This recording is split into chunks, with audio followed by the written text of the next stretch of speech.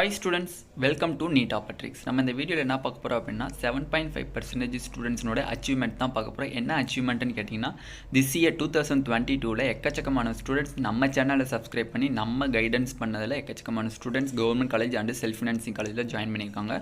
மொத்தம் 17 government school students வந்து நம்மள்கிட்ட சஜெக்ஷன் கேட்டு நம்ம டவுட்டெல்லாம் கிளியர் பண்ணி ஜாயின் பண்ண students 17 students in government medical college and 4 students in self financing colleges. அதில் ஒவ்வொரு ஸ்டூடெண்ட்ஸ்னுடைய அச்சீவ்மெண்ட் வீடியோமே நம்ம பார்த்துட்டு வந்துட்டுருக்கோம். அந்தபடியான ரெண்டாவது அச்சீவ்மெண்ட் வீடியோ ஒரு பொண்ணுனோடது, முனிஃபா பானுன்னு சொல்லக்கூடிய சிவகங்கையிலேருந்து இருக்கக்கூடிய ஒரு பொண்ணுனுடைய அச்சீவ்மெண்ட் வீடியோ தான் நம்ம பார்க்க போகிறோம்.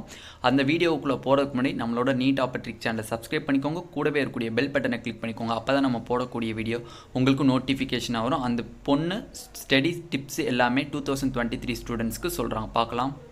Hi, I am Munifa Banu from Karisalpatti, Sivaganga district. என்னோட ஸ்கூல் எஜுகேஷனை கம்ப்ளீட்டாக கரிசல்பட்டியில் தான் முடிச்சிருக்கேன். என்னோட 12th ஸ்கோர் 568.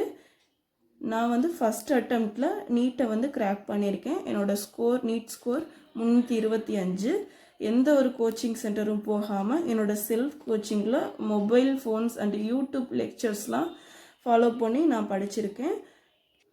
இப்போது தமிழக அரசின் 7.5% இடஒதுக்கீட்டில் என்னோடய ட்ரீம் காலேஜான மதுரை மெடிக்கல் காலேஜில் எம்பிபிஎஸ் படிக்க சீட் கிடச்சிருக்கு. எங்கள் ஸ்கூலில் ஃபஸ்ட்டு எம்பிபிஎஸ் படிக்க போகிறது நான் தான்.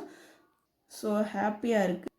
லாஸ்ட் மினிட்ல நான் படித்தனால நான் பயாலஜிக்கு வந்து அதிகமான இம்பார்ட்டன்ஸ் கொடுத்தேன்.